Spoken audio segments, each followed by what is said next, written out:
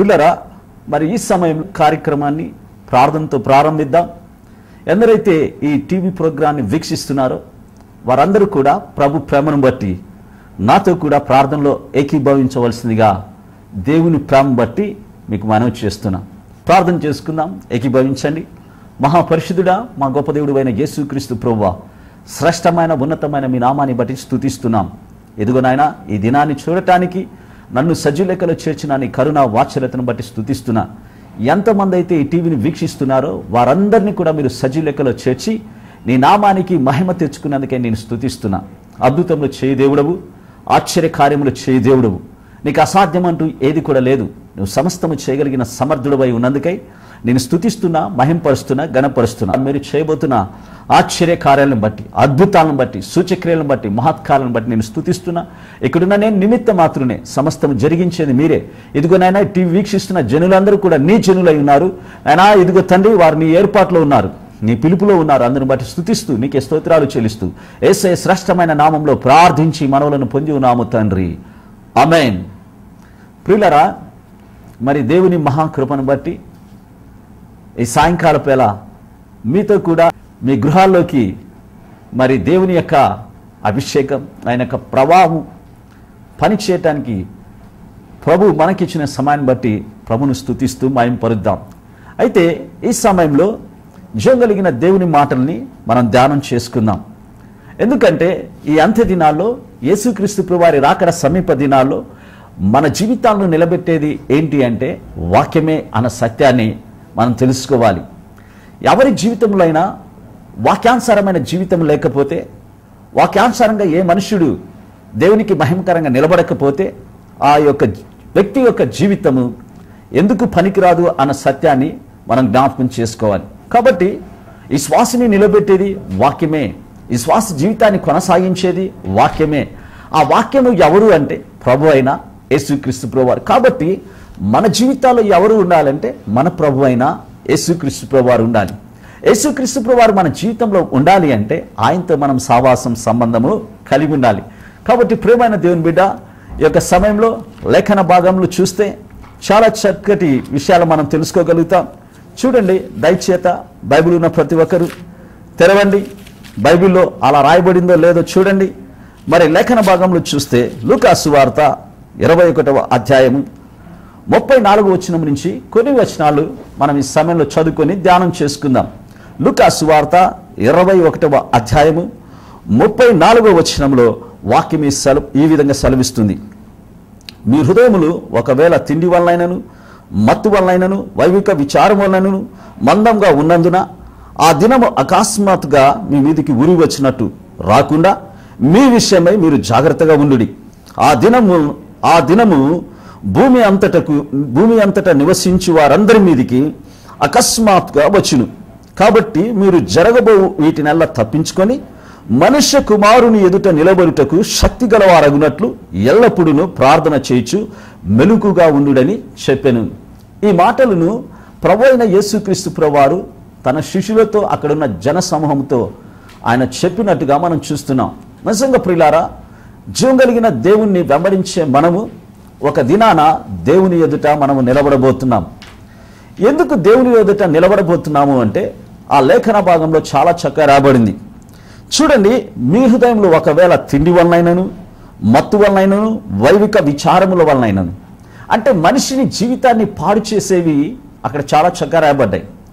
మనిషి యొక్క జీవితంలో ఎప్పుడైతే ఈ వైవిక విచారం ఉంటుందో ఆ వ్యక్తి దేవునితో కూడా నడవలేడు అన్న సత్యాన్ని మనం తెలుసుకోవాలి. అయితే ఇందులో ప్రాముఖ్యంగా నువ్వైనా సరే, నేనైనా సరే, యేసు ప్రభువును వెంబడించే ఎవరైనా సరే తెలుసుకోవాల్సిన సత్యం ఏంటంటే అక్కడ అంటున్నారు చూడండి, కాబట్టి మీరు జరగబో వీటినెల్లా తప్పించుకొని మనుష్య కుమారుని ఎదుట నిలబడుటకు.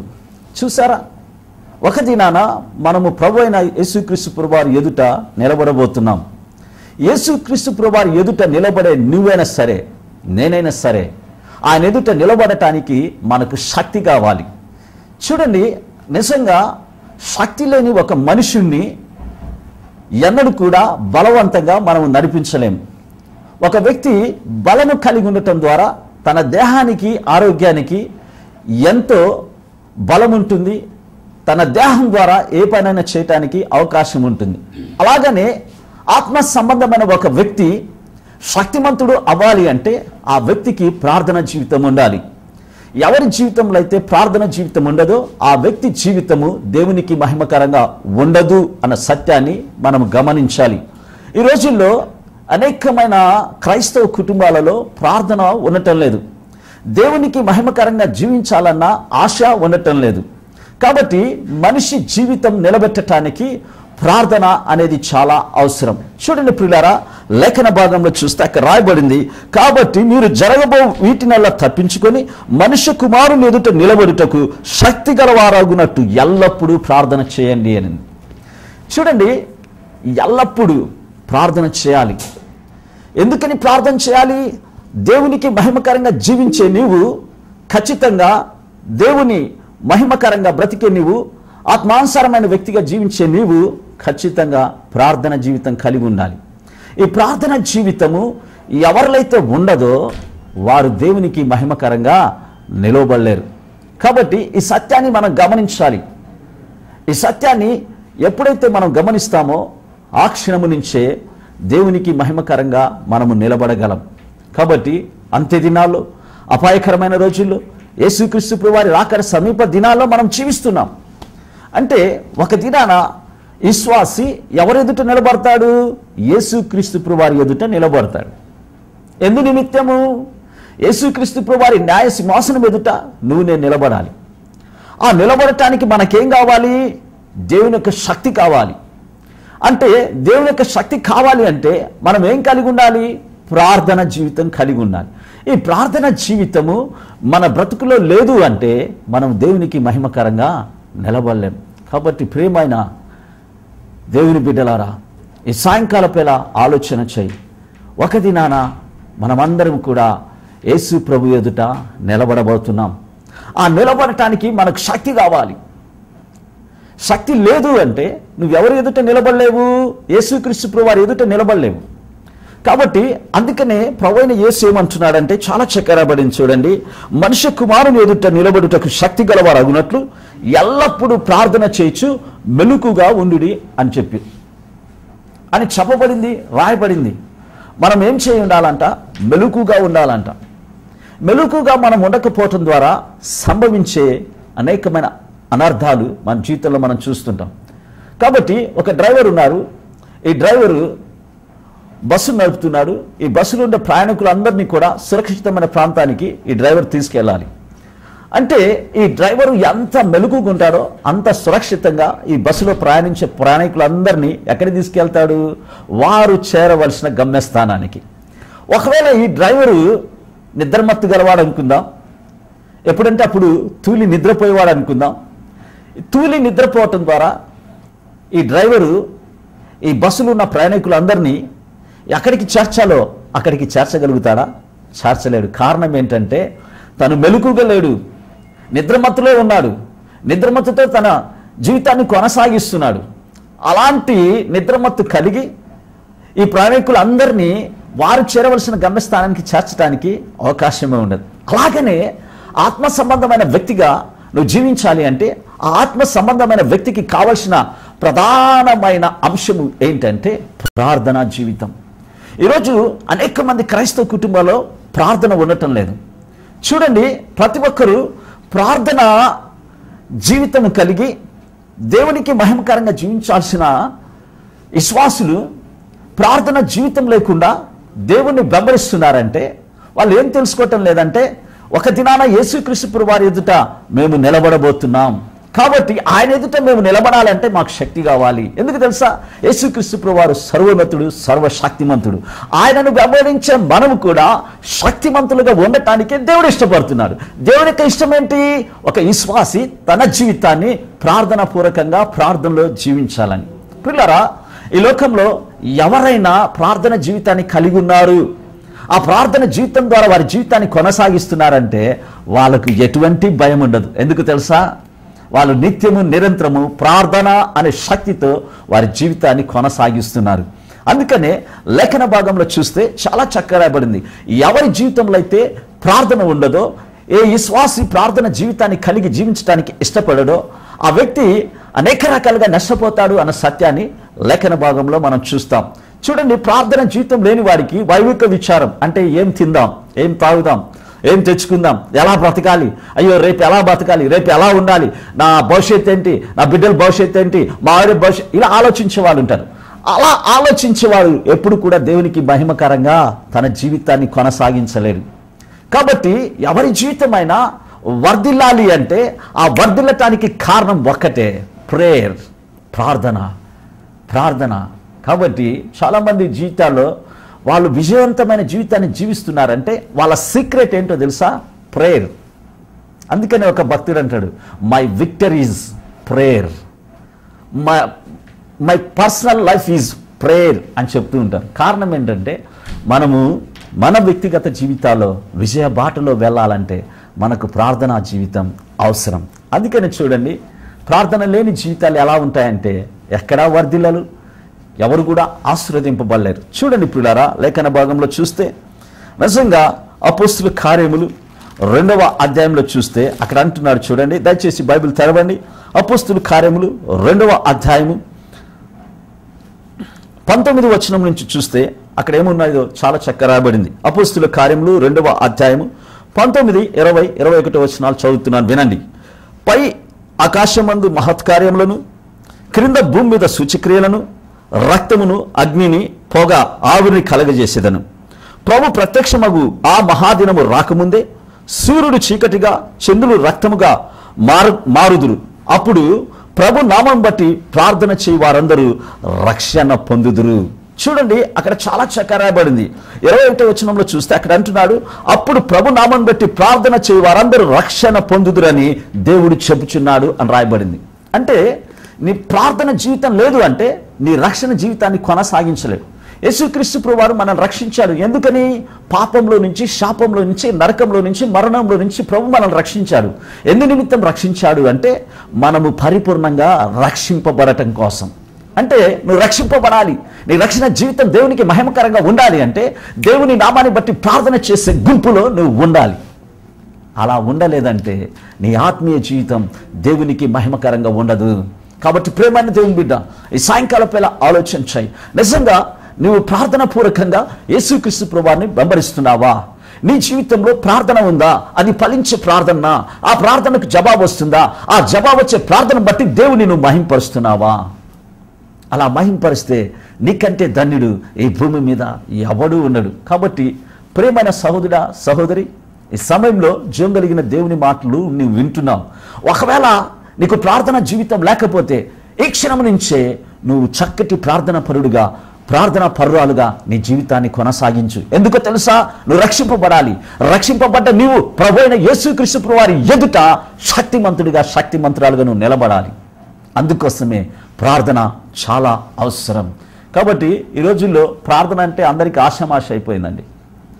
నిజంగా ప్రార్థన అంటే ఎలా అయిపోయిందంటే ఎగతాళి అయిపోయింది చాలామందికి. చూడండి, కొంతమంది చాలా చక్కగా ప్రార్థిస్తుంటారు. ఒక్కొక్కరు 2 గంటలు ప్రార్థన చేస్తారు, 3 గంటలు ప్రార్థన చేస్తారు. ఇలా చాలామంది గంటలు ప్రార్థన చేసే వాళ్ళు ఉన్నారు. వాళ్ళు ఎందుకు ఈ ప్రార్థన జీవితాన్ని అలాగనే కంటిన్యూగా సాగించలేకపోతున్నారంటే వైవిక విచారం అని లేఖన భాగంలో చూస్తున్నాం. ఈ వైవిక విచారం ద్వారా నీ ప్రార్థన జీవితం అభివృద్ధి అవ్వలేదు. కాబట్టి లోకంలో ఉన్న శరీరాశ, నేత్రాశన, జీవపు డంబం నువ్వు జయిస్తే అప్పుడు నీ ప్రార్థన జీవితం విజయవంతంగా, నీకు ఆశీర్వాదకరంగా మారేదానికి అవకాశం ఉంది. కాబట్టి లేఖన భాగంలో చూస్తే చూడండి, చాలా చక్కగా రాయబడింది ప్రియులారా. రోమీయులకు రాసిన పత్రిక 10వ అధ్యాయంలో చూస్తే అక్కడ చాలా క్లియర్గా రాయబడింది. చూద్దాం, రోమీయులకు రాసిన పత్రిక 10వ అధ్యాయము 12, 13 వచనాలు చూస్తే అక్కడ అంటున్నాడు, యూదుడని గ్రీకు దేశుడని భేదం లేదు, ఒక ప్రభువే అందరికీ ప్రభు ఉండి తనకు ప్రార్థన చేయవారి ఎడల కృప చూపుటకు ఐశ్వర్యవంతుడై ఉన్నాడు. తర్వాత అంటున్నాడు, ఎందుకనగా ప్రభు నామం బట్టి ప్రార్థన చేయవాడెవడో వాడే రక్షింపబడును. హల్లెలూయా. చూసారా, ఎవరు రక్షింపబడేది? ప్రార్థన జీవితం కలిగిన ఈ శ్వాసి. ప్రార్థన జీవితం లేని అవిశ్వాసి కాదు.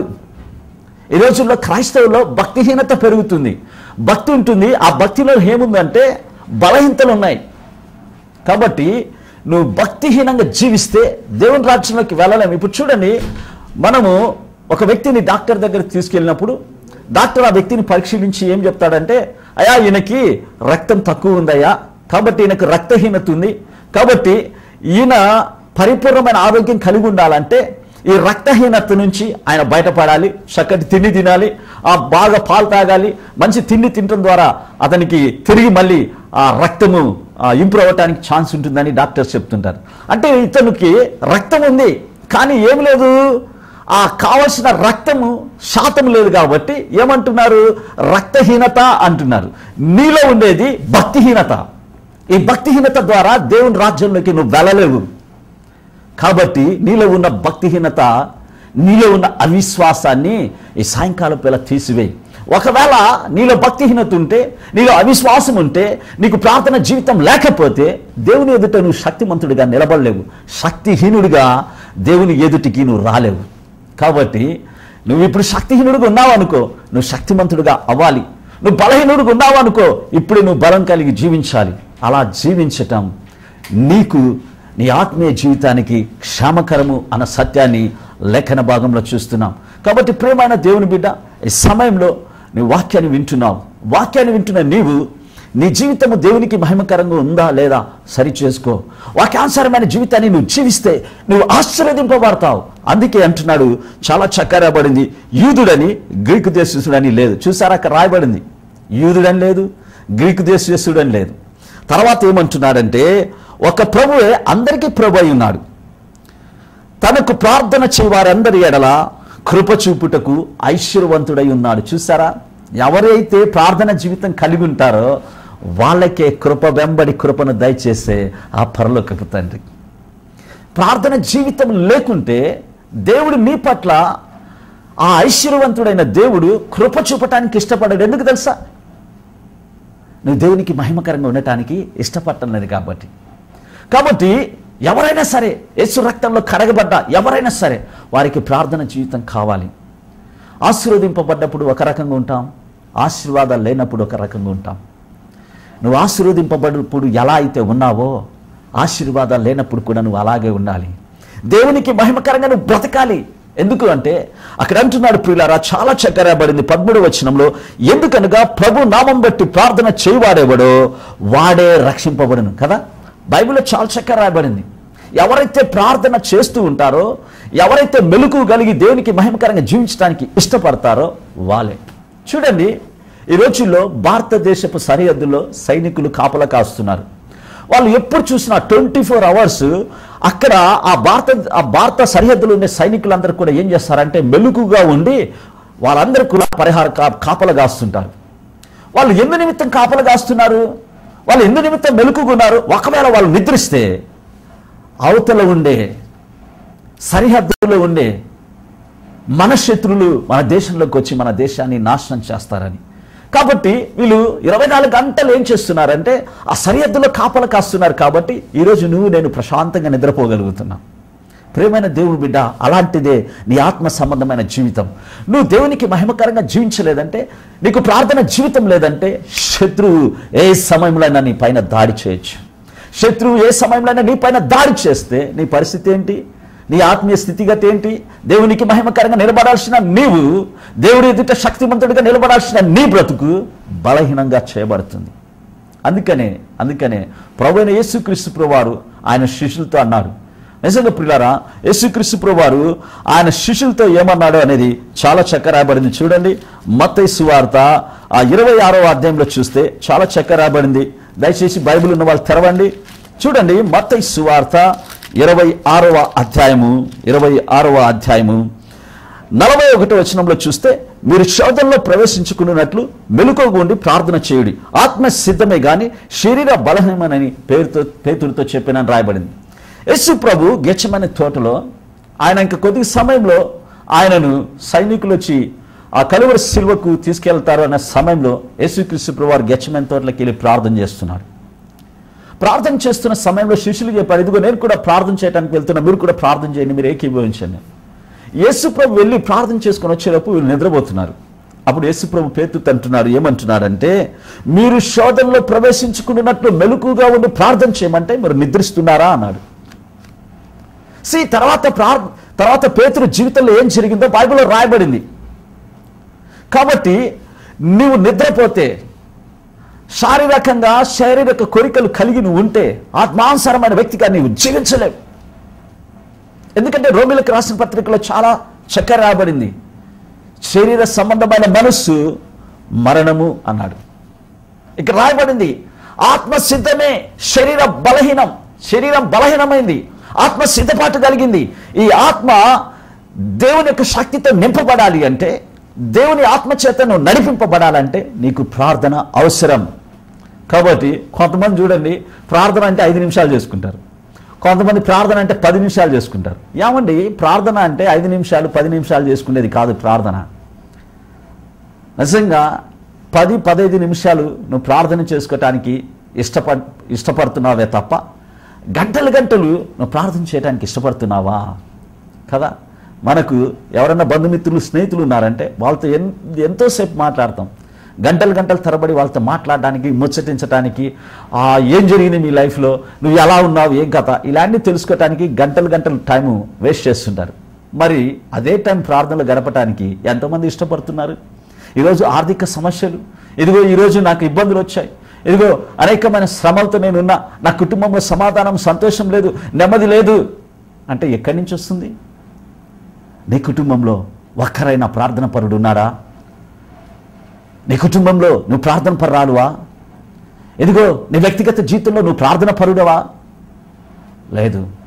ప్రియులారా, ఈ రోజుల్లో అనేక మంది ఇతరుల ప్రార్థన మీద ఆధారపడుతున్నారే కానీ వ్యక్తిగతంగా ఎవరు కూడా వారి ప్రార్థన జీవితాన్ని అభివృద్ధి చేసుకోవటానికి ఇష్టపడటం లేదు. కాబట్టి వాళ్ళ జీవితాలు ఆశీర్వదింపబడటం లేదు, వారి జీవితాలు దేవునికి మహిమకరంగా ఉండటం లేదు.